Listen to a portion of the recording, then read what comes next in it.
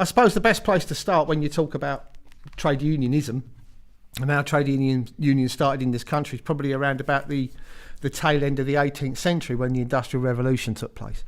So the Industrial Revolution brought with it huge leaps in technology, in the production of things like iron and steel and textiles, petroleum, coal, farm goods and so on. And the whole economy was transformed by these innovations. And one of the things it brought about was what's called Proletarianisation, which is basically the creation of the working class and bringing working people together in social production. So it brought them to places of work, so things like factories and mills, mines and so on. So the socialism of labour, communal areas of work, worked in the ruling class's benefit in that it was much easier for them to manage and collectivise work, but it also gave them a problem, which was whenever you pushed against the working class were all in the same building at the same time, talking to each other, agreeing what they had in common and organising.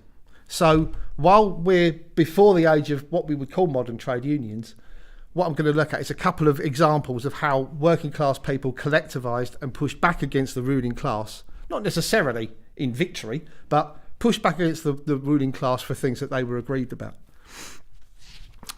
Okay, so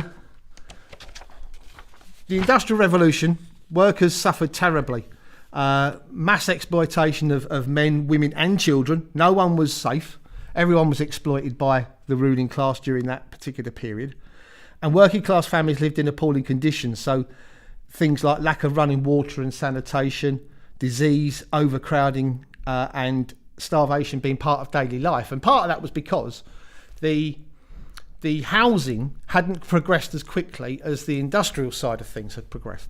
So while factory owners built these enormous factories with machines and God knows what else they needed to do the work, housing didn't progress. So they were slums basically, and they were almost always overcrowded with all the problems that I just described.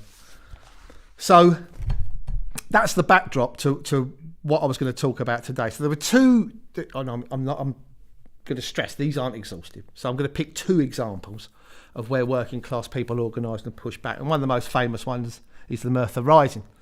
So the Merthyr Rising started in Wales in 1831 in Merthyr Tydfil in South Wales at the Dowlais Ironworks, which is one of many ironworks to establish themselves in Merthyr in the late 18th century. So again, like I just said, as industry exploded, so the population exploded with it. And the population of the town exploded. Workers lived in cramped and very unsanitary conditions. But to further the suffering of the workers, the ironworks introduced something called the truck system.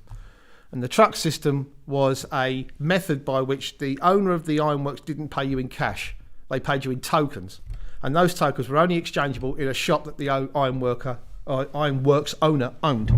So not only could the ironworker owner control how much they paid you, they could control how much you spent because they had control of what you spent your earnings on.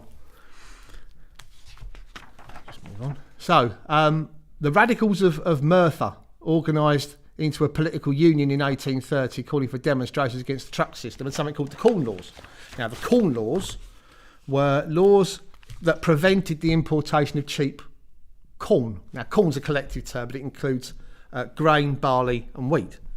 And it was designed to stop cheap imports, keeping the price high, keeping profits for the landowners that created wheat and barley and grain high. But of course the knock-on effect of that, it made things like bread and beer and other things very expensive.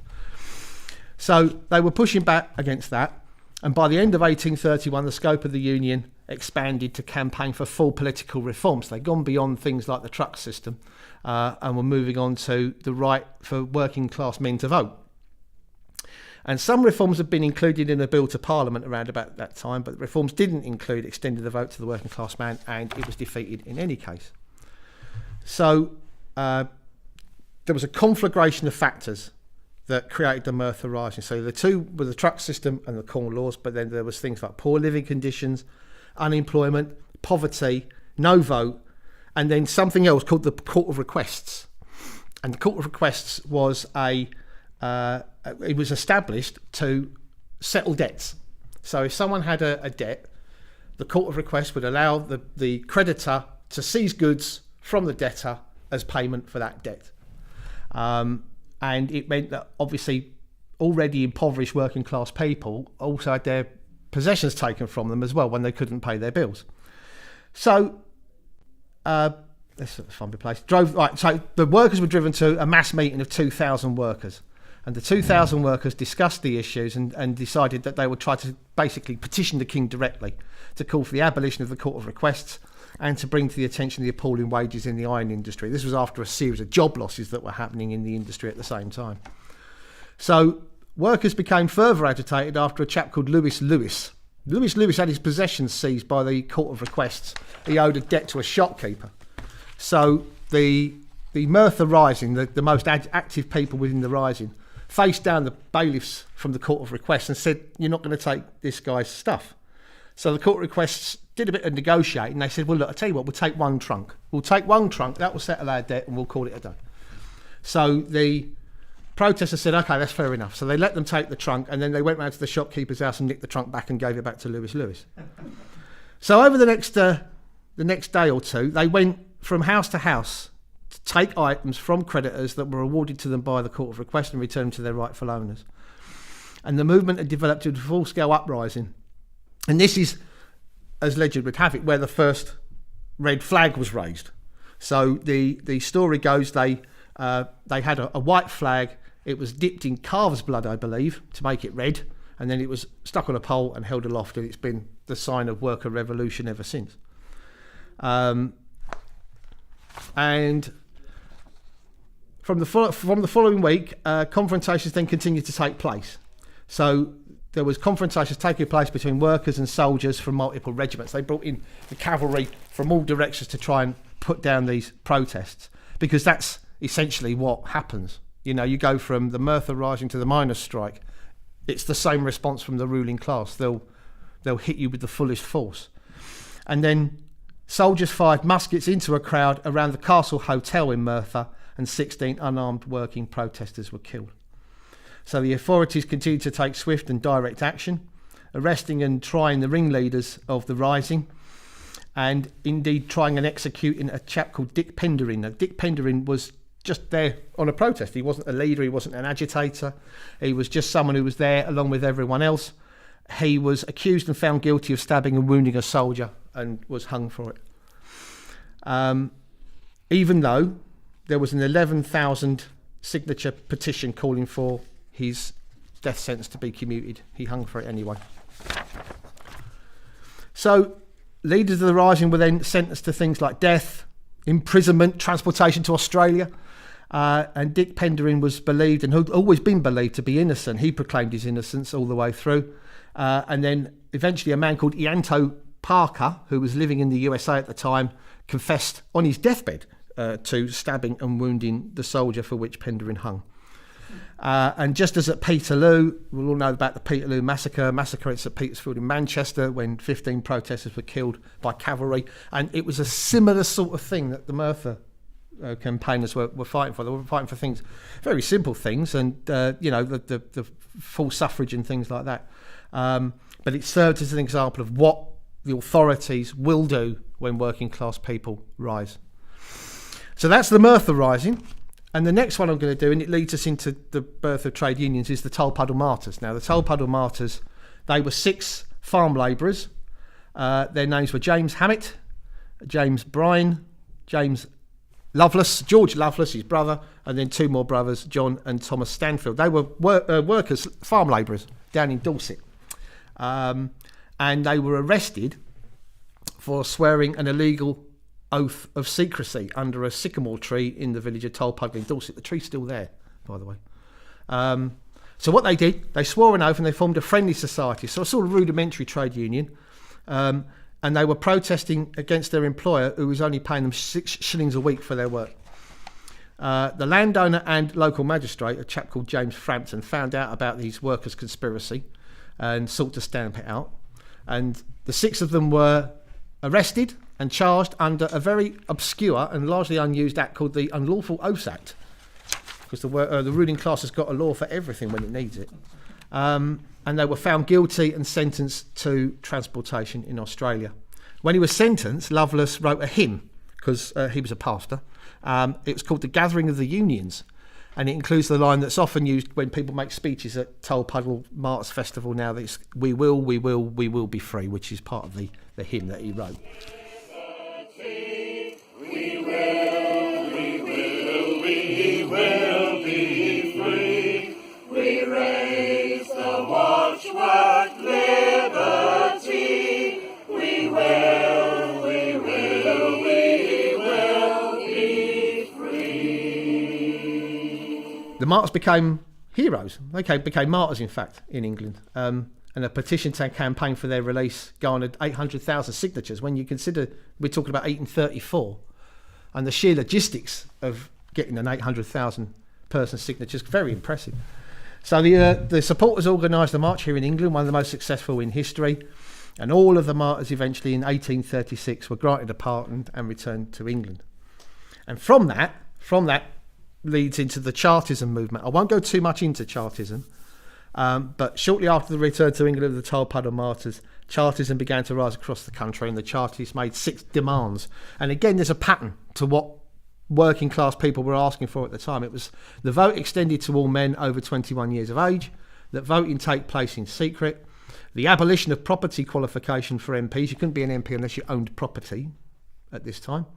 MPs to be paid a wage to allow working men to become MPs without rendering themselves destitute. So it gives you the idea that people who were in Parliament were rich landowners, because that was the only people who could afford to be MPs. Equalisation of constituencies, because there was felt, I think at the time, if you've ever seen Blackadder III, you'll know the reference to rotten boroughs, and the little parliamentary constituencies which had 3 people living in it and things like that, and then annual parliamentary elections in order to increase democracy and accountability. Now, Chartism unfortunately failed as a movement. It kind of petered out after about 10 years. But the struggle for franchise reform continued after the Chartist movement had dwindled away. And it's from there that you go on to the establishment of what we would recognise these days as trade unions. So around about this time, craft unions came into existence. So craft unions were specialist workers who organised to maximise their already considerable leverage. So examples of workers who would form craft unions around about that period were things like shoemakers and boat builders and tailors and people like that, tool makers and so on. So these are people effectively who have a very, very specialised skill, and they've got their hands on economic power. So if they don't work, whoever you make your shoes for or your tailors or your suits or boats can't sell them. So you've got a lot of power. Craft unions charged a high membership to people who were members, but gave its members generous benefits, including insurance, sometimes banking facilities, a credit union and things like that. However, they weren't without their weaknesses, craft unions. The advance of technology destroys the profession or the union very, very quickly. A similar example would be the print unions in the 80s, when you had something called hot metal typesetting, which was a skill whereby you created these printing blocks out of hot lead. And for about 30 years, people that did that particular job were extremely well paid, because the skills that were required to do it, bearing in mind you're typing backwards into hot metal to create these blocks, it was a real skill. And then Eddie Shah came along in the mid-80s with his Today newspaper and came up with what was called journalist typesetting. So it was basically that person that had spent all these years learning how to do it didn't need him anymore. It could be done on a computer, and the journalist who wrote the article could actually typeset the whole page. And in one stroke, typesetting was dead, and all the unions and all the power and all the money that they'd earned had gone with it. So an early example of what we would call a trade union in terms that we would recognise today would be a union called the Amalgamated Society of Engineers, which was formed through the amalgamation of a number of craft unions in the late 19th century. And this gave rise to a number of other similarly amalgamated societies. So in simple terms, what are trade unions? So a trade union is an organisation made up of members who by definition must be workers. Their aims are to build working class power in the workplaces that they organise by protecting and advancing the interests of its members at the individual and collective levels. And trade unions maintain their independence but will develop working relationships with employers. Sometimes better working relationships than they should, but perhaps we can talk about that later. So in essence, what do trade unions do? Well, they negotiate agreements with employers. They discuss important changes with employers, such as redundancies. They raise members' concerns with management. They accompany members to grievance and disciplinary meetings. They provide education for reps and members, and they sometimes provide financial and other services too, which I'll come on to later on. So, how do trade unions work? Well, generally, and this is I'm going to talk in general terms because you've got trade unions that are very, very modest in size, 18,000 members, and you've got trade unions that are enormous in size, like Unite, that's got over 1.4 million members. So what I'm saying applies generally to all unions, but some are more intricate than others. But generally, trade unions are organised into branches. One notable example of a union that isn't organised into branches is Nautilus, which is a seafarers union, because there's no real point having branch meetings when half the members are at sea. So they don't have a branch structure as such. But what they do, when they have an annual conference, they invite the entire union. And that anyone who wants to go and isn't at sea and wishes to be able to go can go along. So trade unions will hold an annual or a biannual conference, depending on the size of the union, which sets the union's policy. And in between the branch level and the conference level, it really does depend on the union, but you can have sectors, you can have divisions, you can have regions, you can have all kinds of things. It really does depend on how big the union is. Some unions don't have sectors because they only organise in one specific industry. If you take a union like Unite, the last time I checked, it was 32 sectors, all done by industrial demarcation. So depending on what industry you're in, depending on what sector you were allocated to. And trade unions have an executive committee elected from its membership, which oversees the strategy of the union and sometimes takes decisions in circumstances where there isn't a rule or policy already set for it. And that was where I served for 9 years on my union. Trade unions are governed by a rule book, which covers the organisation of the union, categories of members, how the union uses its funds, including its political fund, the composition and the election of its executive and general secretary, and other matters that might be specific to that particular union and the industry it organises in. So trade unions are almost always governed by trade unions are also governed, by a myriad of anti-trade union laws, which have been pushed into law over the last 35 years, essentially after the miners' strike. After the miners' strike in 1984-85, a raft of legislation was put in and maintained by governments of all colours to suppress trade union activity. These laws govern virtually every aspect of trade unions' work, from how often the GS is elected, the General Secretary, to how often ballots are conducted, how ballots for industrial action are conducted, voting thresholds, and so on. Trade unionism has been in decline. It has to be said, it's been in decline for the last 35 years. It organises 6.5 million people in Britain now. But that has to be taken into account against the workforce. So we've got 6.5 million people in trade unions, 32.5 million people are in our workforce. That means there's 26 million people that don't have a union. So just to give you an idea of where membership of trade unions has gone, a good place to start as a reference point is 1979, because that was when Margaret Thatcher became Prime Minister for the Tories. Back then, there was roughly 59 million people living in this country. There were 13 million trade union members. Now in 2020, there's 67 million people in this country, and there are only 6.5 million trade union members. So trade union strength is almost entirely concentrated in the public sector, and that brings a problem because in the main, most people who work in the public sector don't have what's called their hands on the levers of economic power. So when they withdraw their labour, they don't threaten capital because they don't make things and create things that can be sold. They provide services. And so when they go on strike, in some cases, you wouldn't even know they'd been on strike because the effect that they had on your day-to-day life was so negligible, it wasn't really worth their while going on strike. And that's been a problem. There's a number of factors for it. Deindustrialisation's a big one, which really accelerated after the miners' strike in 1985. But it also has to be said that the trade unions have played safe and have focused on public sector. for their membership.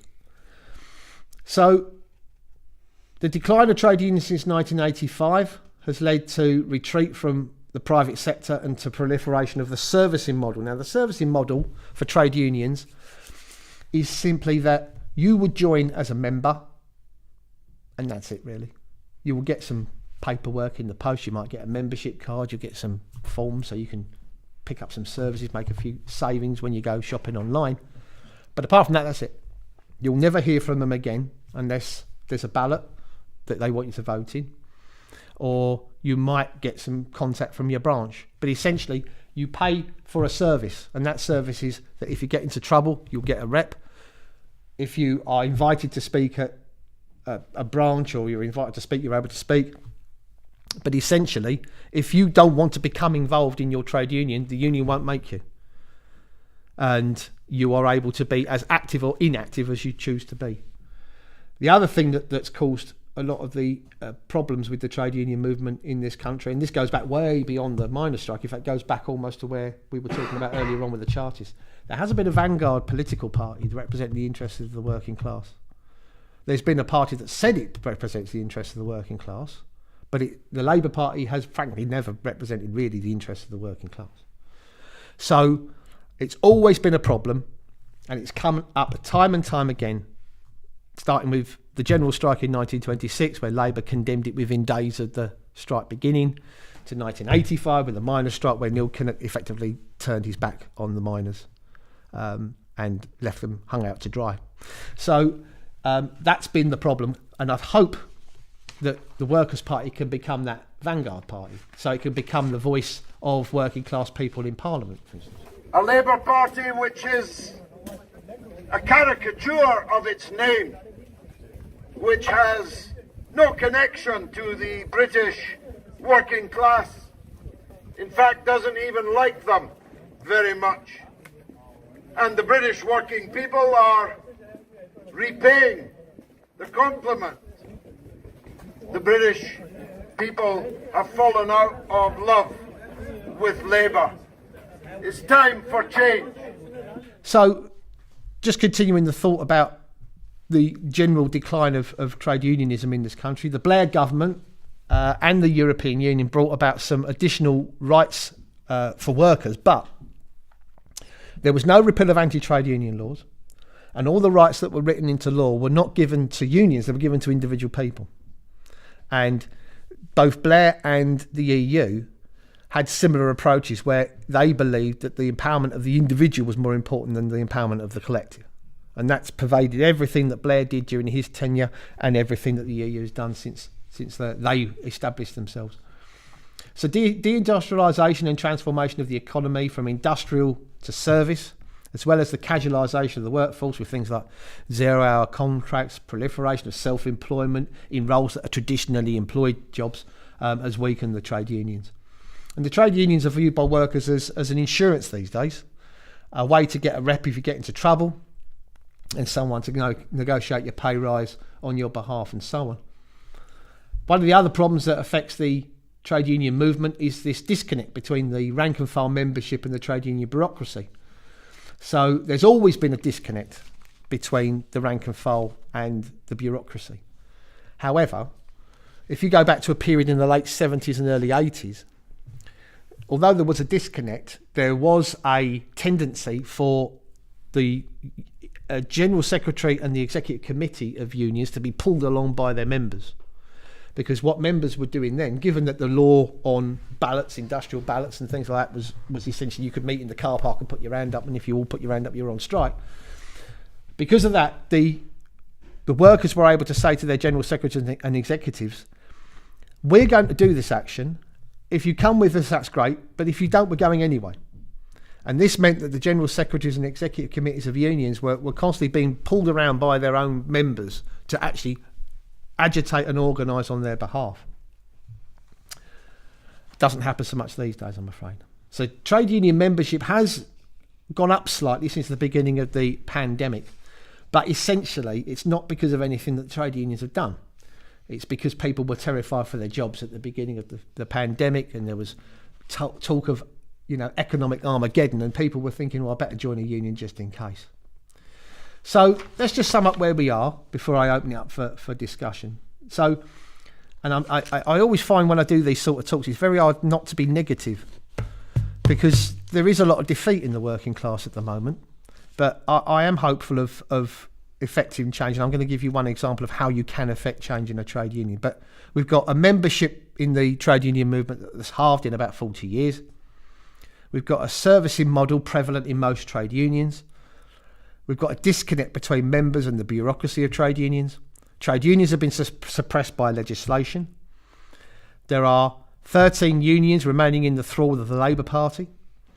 And there's an osmotic relationship between affiliated unions and the Labour Party. And by that I mean, there is, when you get to the very high end of trade unions, when you get to that bureaucratic layer at the very top, the odds of you being able to get a councillor position or an MP's position or get a paid staff's position in the Labour Party becomes greater. And conversely, the chance of you working for Labour and then all of a sudden getting a job in the trade union movement becomes greater too. And the people move back and forth between the two entities.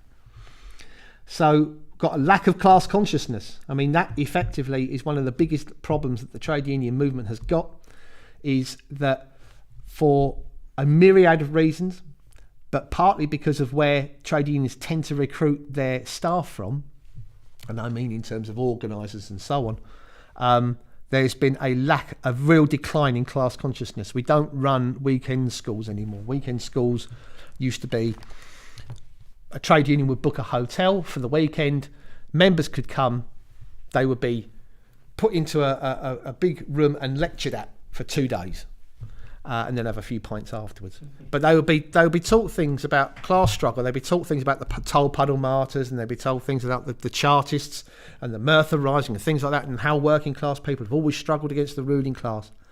We don't do any of that anymore. And the problem with that is that's created a kind of consciousness vacuum within the trade union movement, and that's been filled with identity politics.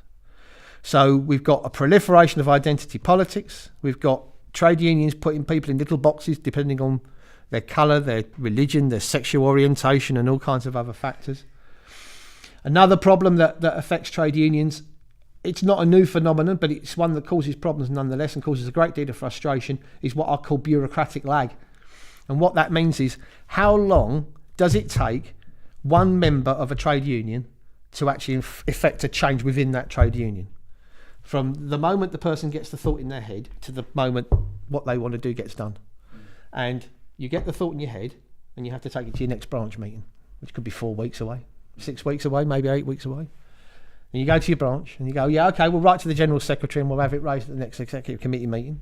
Next Executive Committee's 4 weeks away. So you now could be 10 weeks between your good idea and it actually being talked about. And if it's a good idea that's a piece of idealism, then yeah, that's okay. You could probably wait the 10 weeks. But if it's you in a workplace and the need is here and now, by the time you've talked about it, it's been dealt with. And that's the problem with the bureaucracies in trade unions. They're still very early 20th century. They still work on the premise that you have to write a letter, the letter gets considered, then the branch agrees, then it gets pushed up. And, if you go to a big union like Unite, you could have all kinds of layers you have to go through before you get to the executive that can make any decisions. And then just to close off with one contemporary point, and I'm sure we can talk about it when I've finished. But you only have to look at social media to see how the trade unions have reacted to the situation in Ukraine. There have been statements made by several trade unions and trade unions executives that, in fact, I'll give an example. Sharon Graham tweeted the other day, I think it was yesterday or the day before, a statement from the Executive Committee of Unite. And a rather long meandering statement which criticised the invasion and all kinds of other things, and yet managed to not mention NATO once. Not once was NATO mentioned in a statement about Ukraine, when anyone with a modicum of sense knows that the issues in Ukraine began 8 years ago. They didn't begin 4 weeks ago. But if you listen to trade union general secretaries, that's exactly what they believe. They believe this happened 4 weeks ago, and this is just a piece of aggression on the part of Putin. But obviously we can talk about that in a moment. But all is not lost. there are ways of changing things. There are ways of affecting changing trade unions. And in fact, to sort of give an example of how I've affected changing my trade union, I'm going to give you a personal example. Now, as Peter said, I was on the executive committee of my trade union. I was on there for 9 years, or 9 out of 10 years. It was a broken spell. And by the time I came off the executive committee, I was a national officer of my trade union. So I'll take you back in time. I'll take you back to the 23rd of November 2020. And just by way of context, the Labour Party was in a slightly tumultuous position at the time. There was question marks being raised about Sir Keir Starmer's leadership. He'd just withdrawn the whip from Jeremy Corbyn. Then the NEC gave it back, and then he took it away again. And so we found ourselves in a position where I felt our union, as an affiliated union of the Labour Party, should respond. And so on the 23rd of November, I submitted that letter to my General Secretary in my capacity as the Treasurer, saying I had a number of concerns. I listed my concerns. It's quite a wordy letter because I don't write short letters. But it was a wordy letter, and it basically laid out all the problems that I had with Sir Keir Starmer's leadership at that time. And in the end, I had 3 simple bullet points, which ended with a full and open discussion taking place at the next EC meeting on the performance of Sir Keir Starmer. Now, as any good EC member did, I did a bit of ringing around and seeing I could get people on board. I had a few people, but not that many. And so I pushed the case. I said that we should at least appraise. I wasn't talking about disaffiliation. I said we should at least appraise our relationship with the Labour Party. And essentially what they said was, well, we'll just wait and see. I mean, we'd seen everything from Sir Keir that there was to see. I didn't see what else there was to see. So, not undeterred, I went away and turned that letter into this motion. Now, this was a motion that I got through my branch and submitted to annual conference in Birmingham last September. Now, I couldn't attend because at the time, I couldn't attend as a delegate because I was on the executive committee when they were calling for nominations for delegates. And I also couldn't be there in any capacity because I was at the trade union event that we ran, also in Birmingham. So I was in Birmingham, but I wasn't in Birmingham, if you know what I mean. So anyway, I condensed that letter into this motion, and it's a series of bullet points criticising the leadership of Sir Keir Starmer, and then calling for 2 resolutions. One was to convey the terms of this motion to the Labour Party and to commence a consultation exercise with members on our union's future relationship with the Labour Party. And thanks to the hard work of a delegate from my branch, who was a first-time delegate and absolutely smashed her speech out of the park, this got through by 2 votes. This got through. So when you're near the top, you don't necessarily get what you want. But when you're coming up from the bottom, you sometimes can. Yeah? And that's a first-hand example of how, for people that want to aspire to become executive committee members, you might find yourself have less scope to change things up there than you might think. But when you're at the bottom, if you know what you're doing and you know the ways to do it, you can affect real change in trade unions. I will say that did quite embarrass my union, that getting through, but that's all part of the job, isn't it? So what I'll do now, I'll close on this. I've got some handouts here. If you wouldn't mind just dishing a few of these out, Peter. So the trade union group that I'm the chair of, we're a collection of active and formerly active trade unionists. And what we're trying to do is to try and obviously encourage people who aren't in trade unions to join them, but we're also trying to encourage trade unions to be the best that trade unions can be. And one of the things that we're doing is, and one of the pieces of work that we've completed, and you're one of the first to see this outside the trade union group, is this Charter for Changing Trade Unions. So it's intended to serve as a set of principles for Workers' Party members in the way that they engage with their trade unions.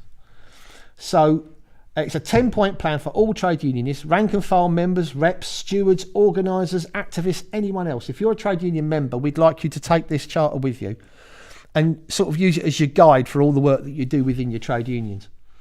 So we believe that this plan will give trade unionists a manifesto for effecting real and lasting change in 21st century trade unions, to release them from the shackles of the Labour Party, to open and strengthen democracy within trade unions, to increase accountability of trade union officials, and to fight to reclaim the freedoms and rights which have been denied to trade unions by repealed and sustained attacks by governments of all colours since the mid-80s. The trade union group proposal is very simple. It's that for every trade unions to make this 10-point plan part of their everyday work in their trade union, be it at their branches, their combines, their divisions, their conferences and anywhere else in the trade union movement that they're involved.